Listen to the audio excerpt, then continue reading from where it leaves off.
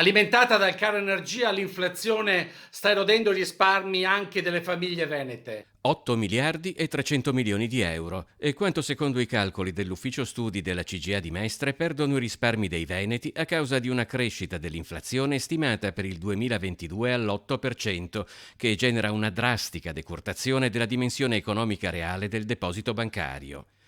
Certo, una piccolissima parte di questa perdita di potere d'acquisto verrà compensata dall'aumento degli interessi sui depositi, ma il conto da pagare rimane pesantissimo e colpisce maggiormente le famiglie meno abbienti.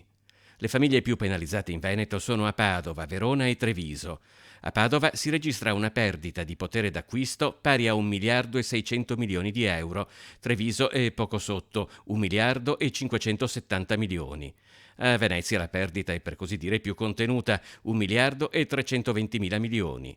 Bisogna sterilizzare l'aumento del prezzo del gas prima che sia troppo tardi, altrimenti, tra le altre cose, rischiamo un crollo dei consumi che costringerà molte imprese a chiudere definitivamente, anche perché fiaccate da bollette sempre più care. Anche lo Stato patisce l'inflazione, ma nel frattempo l'incremento del gettito riscosso è stato sostanzioso. Nei primi 8 mesi del 2022, rispetto allo stesso periodo dell'anno scorso, le entrate tributarie e erariali sono infatti aumentate di oltre 40 miliardi e mezzo di euro. Merito, secondo la CGA, del decreto rilancio e del decreto agosto, ma in particolar modo degli incrementi dei prezzi al consumo che hanno spinto verso l'alto il gettito dell'IVA.